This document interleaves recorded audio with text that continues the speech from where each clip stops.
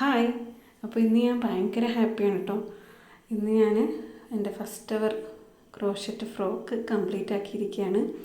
Plain ബ്ലാക്കിലാണ് ഞാനിത് start ചെയ്തത്.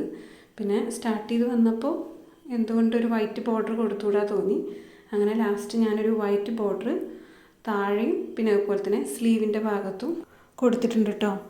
പിന്നെ ആദ്യം നമ്മൾ തുടങ്ങിയത് ഷൂ ആണ് നമ്മുടെ ഓർഡർ ശരിക്ക്.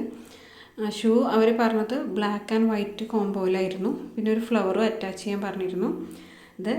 പിന്നെ സെയിം ഒരു പാറ്റേണിൽ തന്നെ ഞാൻ ഫ്രോക്കും അതുപോലെ തന്നെ മാച്ചിങ് ആയിട്ടുള്ള ഒരു ഹെഡ് ബാൻഡും ഉണ്ടാക്കിയിട്ടുണ്ട്. ഈ ഹെഡ് ബാൻഡിൽ വരുന്നത് ഒരു ഷെൽ മോഡലിലുള്ള ഒരു സ്റ്റിച്ചാണ് കേട്ടോ. പിന്നെ സെയിം ഫ്ലവർ, ഷൂവിലുള്ള സെയിം ഫ്ലവറാണ് ഇതിൽ കൊടുത്തിട്ടുള്ളത്. 3 ഫ്ലവർ കൊടുത്തിട്ടുണ്ട്. പക്ഷേ യാണിൻ്റെ ഒരു ഡിഫറൻസ് കാരണം നമുക്ക് സൈസിലും വ്യത്യാസമുണ്ട് കേട്ടോ ഫ്ലവറിൻ്റെ.